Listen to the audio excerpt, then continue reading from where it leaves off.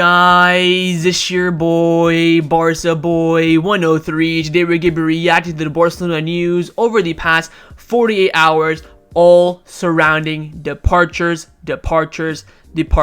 In the next week, Barcelona plan to execute and finalize multiple departures in order to go to the final week of the transfer window, being able to strengthen the squad with summer signings. We have updates on 4 key players, with all 4 of them very likely to leave Barcelona before the end of the transfer window in Mikayil, Faye, Clement Lenglet, Vitor Roque, and the surprising one now, İlkay Gündoğan. I'll give you guys an update on all 4 of the situations and how likely the departure is as well, and give you guys all my opinion, analysis, and the information that are surrounding all of their departures. But before we get into it, make sure you guys smash that like button down below. Let's try to get to 200 likes in this video. Be very much appreciated. Also, if you're new, make sure to subscribe down below if you haven't already, and let's get into it.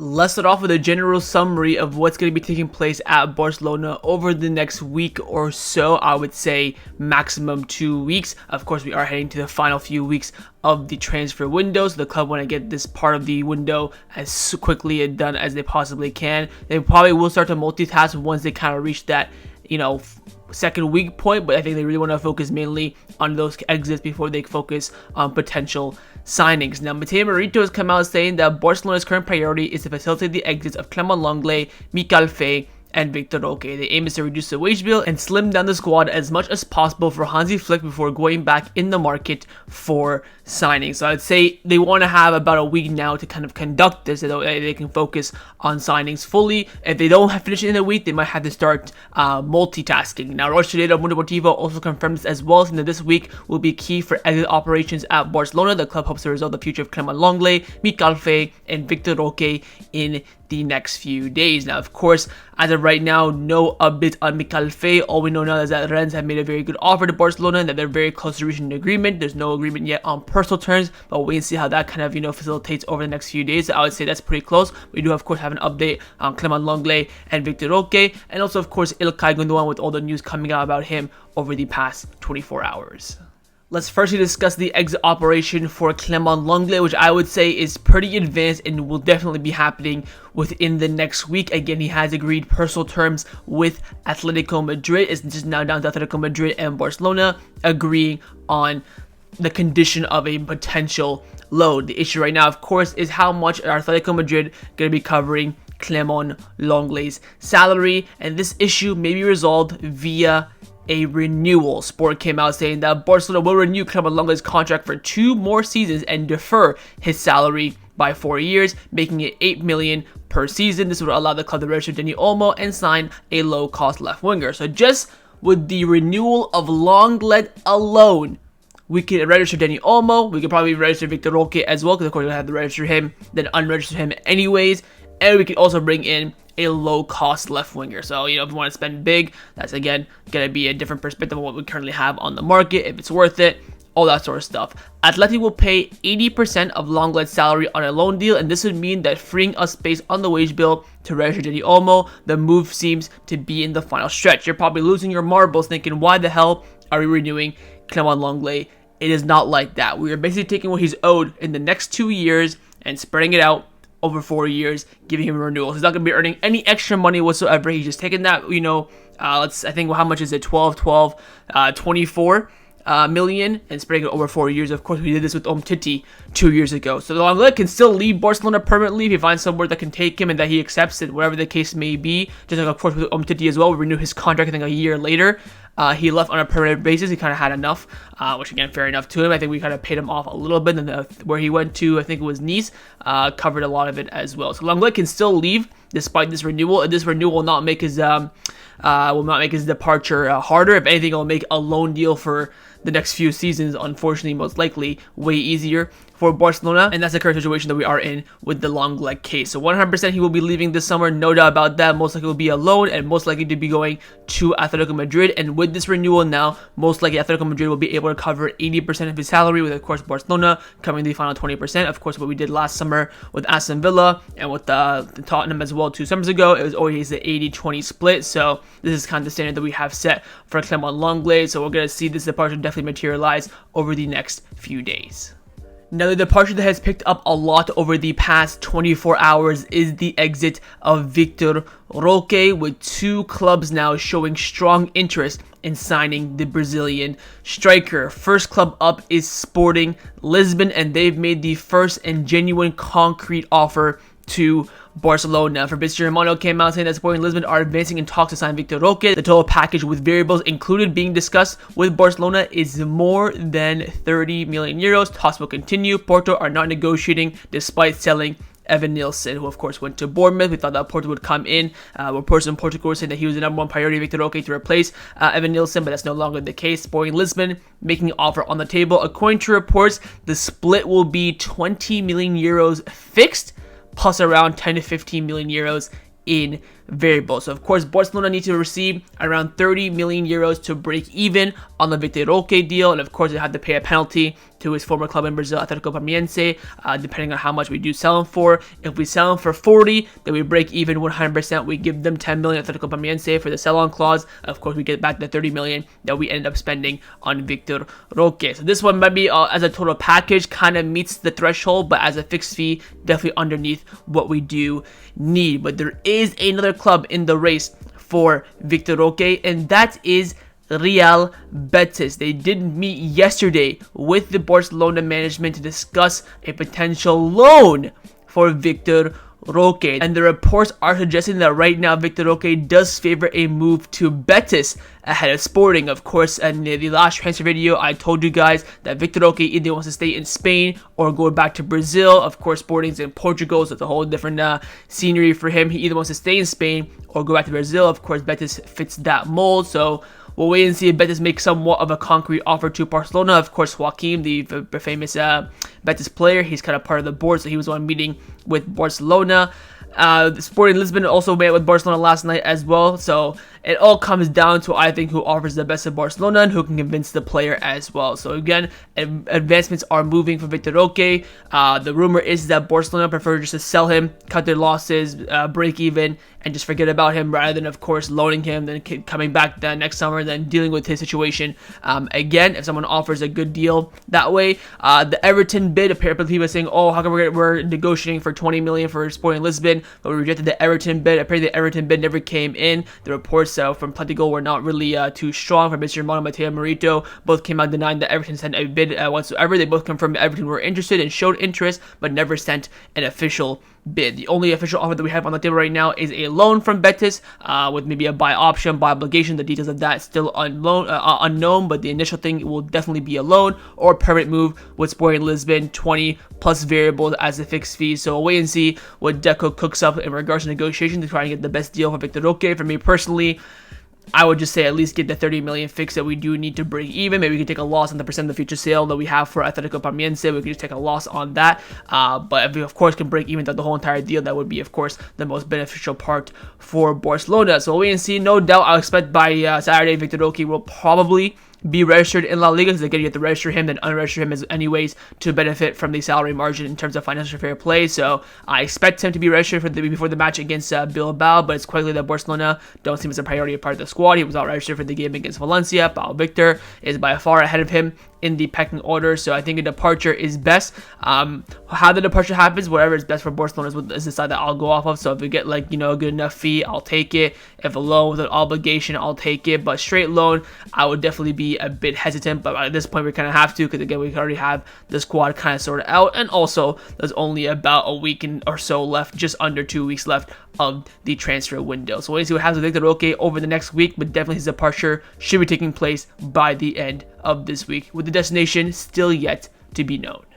Now, the biggest exit rumor over the past 24 hours has been the departure reports about İlkay Gündoğan. Now, I've been going on Twitter rants and Twitter debates all day yesterday, so I will give you guys my thoughts and opinion analysis in this video after I go through the report. So again, Lenglet, Vitor Roque, Mikayil, Faye, their exits are guaranteed, along with Gündoğan. So again, remember when we say that on Lenglet's salary, we talked about this in the last transfer video as well. Lenglet's salary alone will be able to register any new players that we want to sign, and also the current players like Dani Olmo that are unregistered. So Mikayil, Faye, Vitor Roque, Gündoğan's departure on top of that will benefit Barcelona beyond belief in terms of FFP, and will give us total freedom for the final week of the transfer window to make any signings that we want to make. Now let's go through the reports for Gündoğan. The news actually broke from Canada this year, and then everyone came out confirming it. Mundo Deportivo, Sport, Fabrizio Romano, Matteo Marito, the Athletic UK reports close to Man City, everyone came out confirming it.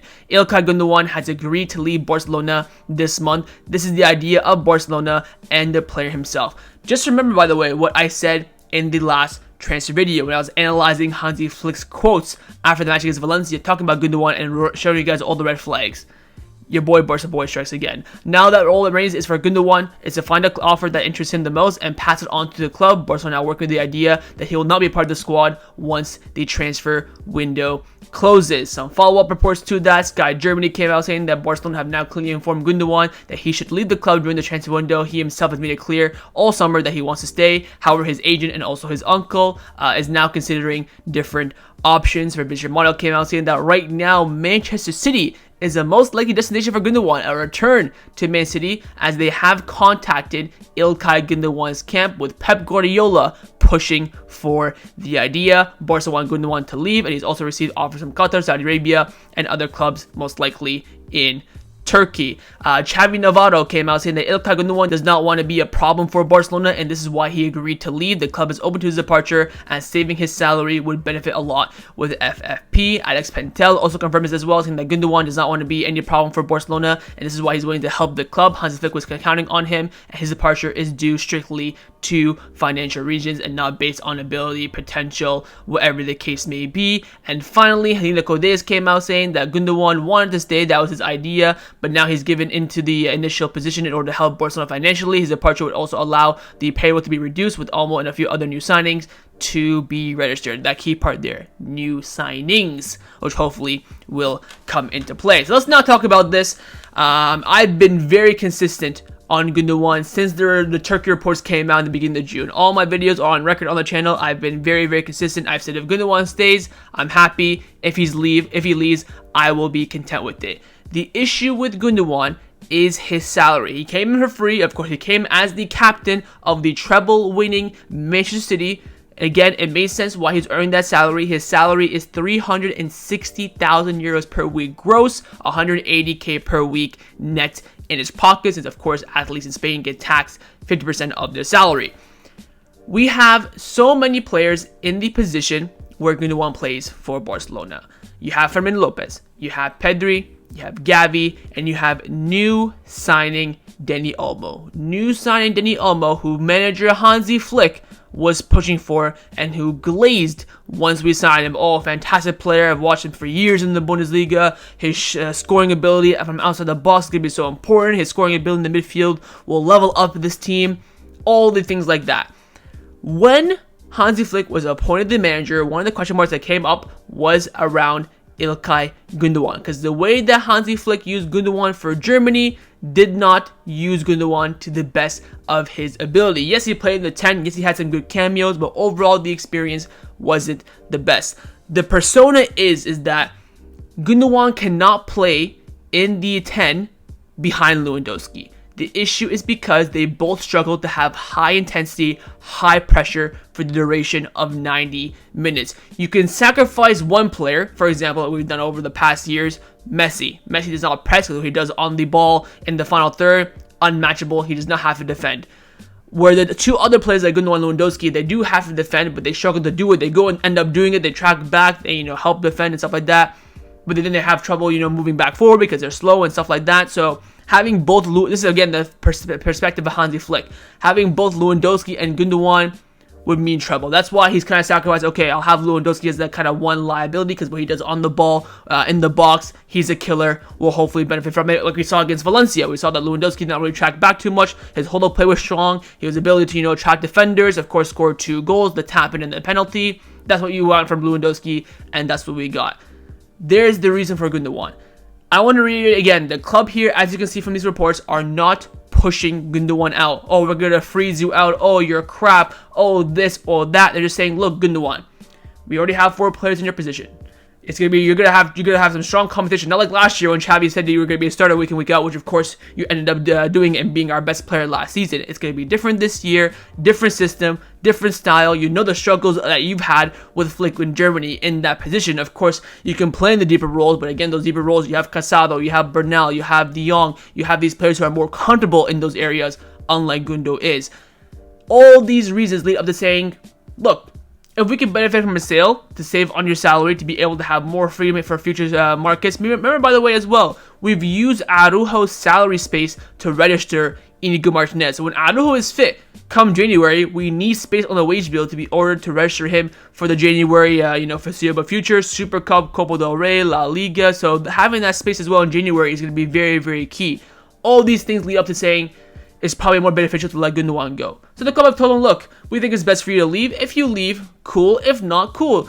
I can tell you this right now for free. If Gundogan ends up staying, the club will have no problem whatsoever. He has a valid contract that the current board gave him. There's no issues there. But he is now, because we talked about Dani Olmo being the luxury player, and now it's kind of shifted towards Gundogan because we ended up signing Dani Olmo. Of course, before signing Dani Olmo, Gundogan probably would stay. He'd be an important player for Barcelona because, again, we still need maybe that extra player there. But with Dani Olmo coming in now, that shakes everything up completely. And of course, saving on his wages. He's going to be sat on almost 200,000 euros per week, and he's not going to be a guaranteed starter. He'll be coming in and out, some games starting, sometimes being in the team because of injuries. And with Hansi Flick's unreal training sessions and not getting injured, if no one gets injured, Gundogan ain't playing. He'll be sat on the bench week in, week out on 200,000 euros per week. Now, people are talking about the other side of the argument. Oh, why is Frankie not leaving? He earns more money. Ferran Torres earns just under him, but he provides nothing to the team whatsoever. I agree.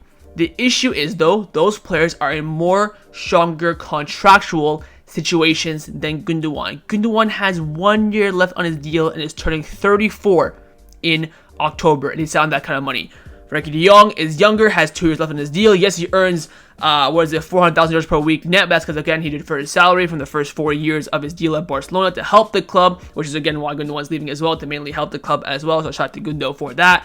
So it's difficult for him to leave, and again, we do want to keep De Jong for the foreseeable future, and are trying to renew his contract. Ferran Torres, if the club can bid Ferran Torres tomorrow, they would. The issue is, no one wants him. There's too much amortization for his fee, and he does not want to leave either. So the club have no leverage, but with leverage they do have with Gundogan. He's 1 year left in his deal. They can say to him, look, we're probably not going to renew your contract next year anyways. You want to go, spend one last year in your prime back at Man City, or go start your new family life or journey somewhere else. They're giving the player that opportunity, and he's now saying, you know what, I'm going to look into it. That's how I see this perspective. I'm seeing so many people, oh, Gundogan is so important. Oh, we shouldn't be selling him. How are we selling our best player from last season?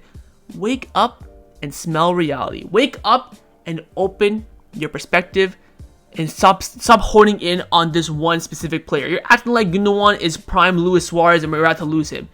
It is not that big of a deal. Very similar case to the case of Sergio Roberto. A player who had a good season last season. He sat on no wages. He's the captain of the club. He's been in the club for 15 years. Knows the city, the culture, the style, the language. Knows everything. Would have been a great asset for Hansi Flick. In the end, he decided not to stay. We thank him for his services, and we move on. I've been consistent with Roberto as well. If he stays, cool. He provided stuff behind the scenes and training, help with the transition from the Montjuic to the Camp Nou. He had a good year last year, apart from his 2 shy performances against Villarreal and Bilbao in the Cup. Sure, if not, cool. He probably should have left last year. Let's move on and let's give Cancelo the chance. Roberto will only get 1 year out of him, and then that's it. He's probably going to leave in next summer anyway. You might as well just cut it short a year early. He's not been at the club now for a month and a half. Both sides are the same thing. Very similar with this Gundogan case. People need to stop reminiscing over potential. This ain't FIFA. This is not, career mode where you can just have a bunch of players sit on the bench and just, be happy and all. This would have caused more of a problem later down the line, where you would have Dani Olmo complaining about game time. If Pedri and Gavi just miraculously stay fit, again, I understand that all 3 of them, Dani Olmo, Pedri, and Gavi, are all injury prone, but God forbid they're all injured at the same time. That, of course, let's keep Gundogan just in case Gavi, Pedri, and Dani Olmo all get injured at the same time. What's the likelihood of that? You're taking a gamble on 200,000 euros per week on hoping that 3 players that are gonna start ahead of him get injured at once. They all probably will be injured at some point this season. I have no doubt about that in my mind. At the same time, though, different perspective. But there's someone else that people forget to mention his name and put respect on his name as well. It is Fermin freaking Lopez. I have not seen everyone talk about, oh, Pedri always injured, Gavi just come back from ACL, Dani Olmo's also injury prone. I have not seen anyone mention Fermin Lopez and his rise over the past season. Again, so now you have the Fermin Lopez factor, who also can play in the 10. Dani Olmo's position is in the 10. Pedri's position in the 10. That's now 4 players already in that position. Who's ahead of Gündoğan? I would probably say Pedri, maybe Dani Olmo, because we just spent the money on him. Will be ahead of him. I would say maybe Gündoğan is probably third, ahead of ahead of Fermin Lopez.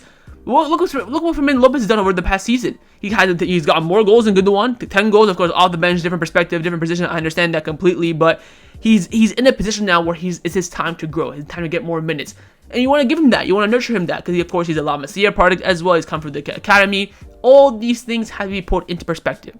You have Rafinha as well that can play in the 10. If needs be. There's all this. I remember the reports that came about Lamine Yamal playing in the 10 for Valencia. Everyone on Twitter before the game, an hour before the game, were glazing the shit out of that. Of course, Lamine Yamal played on the right in the end, and it was Rafinha in the 10. But that idea of Lamine Yamal playing the 10, oh, he's going to be better behind the striker, he'll interlink play with the wingers better, blah, blah, blah. So we have more coverage in areas to replace Gündoğan. That's the whole entire issue, and that's the whole entire summary based on my perspective. Again, I've been very consistent. He stays happy, good player, provide us good outlets and good moments in his final year. He does not stay. You give other players more chances. You save on his salary. It's happy days both ways. I'm seeing people blow this shit beyond proportion, glazing Gündoğan for having one good season at Barcelona, like he's some sort of Barcelona legend. Baffles my mind. The same people, again, were twerking for Paulinho as well when he left to the Chinese league, and then a year later I was like, oh, we missed Paulinho, we shouldn't have sold him, blah, blah, blah. You gotta put it in perspective, ladies and gentlemen. This is, at the end of the day, Laporte and Deco, whether you like it or not, I hate it. Football is a business. You have to run it in a business model, and you have to do what's best for business. If Gündoğan leaving on 200,000 euros per week to give other players more chances, give the limelight to your 60 million euro big summer signing in Dani Olmo, then that's what needs to be done. This is not a Messi exit or a PK exit or Busquets or Jordi Alba or any of these other legends where you can make the sacrifice for them to stay. This is a different perspective, but I'm very, very happy, by the way, of Gündoğan's professionalism and his willingness. Again, that's why I left this portion on the screen here to help the club. The club have told him, look, I think it's better for you to leave. If you could leave, we would, appreciate it in the end. He said, you know what, you don't want me, I'll leave, no problem. Look at Ferran Torres. We're begging him to leave, he does not leave. Look at Lenglet. Look at Umtiti over the past. All these players that took years and years and years and years to get rid of. Again, be thankful that Gündoğan is in this case. Now, hopefully with this potential maybe return to Man City, Barcelona can benefit as well in terms of the Joao Cancelo return. Fabrizio Romano, they come out saying that discussions continue over the possibility of bringing Cancelo back to Barcelona. He's high on their list, and it would depend on Man City and Barcelona's talking, not on the player, as he's clearly open to joining the club and returning to Spain, but talks will follow. So if we give Man City Gündoğan back for free, they might give us more leverage and more benefits in the Cancelo deal. If we maybe sell Gündoğan, I highly doubt we'll sell him now at this point, because with Barcelona being the line of the media, it makes it difficult for Deco and everyone else to negotiate deals. So I doubt we'll sell him. But if we give them Gündoğan for free, hey, since we gave you Gündoğan for free, can you give us Cancelo on loan with the buy option? Stuff like that can definitely benefit Barcelona. So we'll see how things do turn out. Again, Gündoğan might end up staying, might not find any club and end up staying. And again, I don't think anyone would have any problem with that. But since the wages of his have become clear, the overbooking in his position, and Hansi Flick does not see him as a starter, this was always going to come. And I think people have to come to terms with how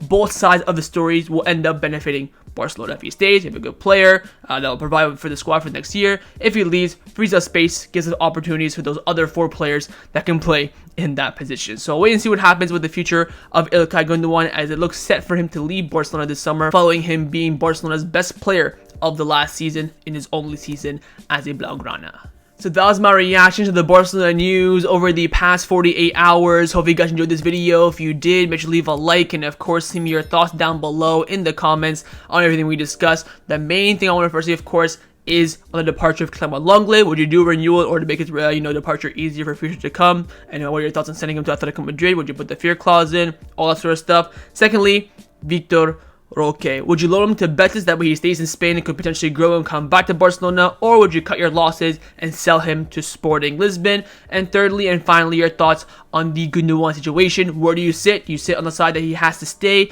that he has to go, or like me, where you know what, both sides have its pros and cons, and whatever happens ends up happening? And of course, make sure you guys subscribe down below if you haven't already, and I will see you guys next time on the channel. Take care, and Forza Barça.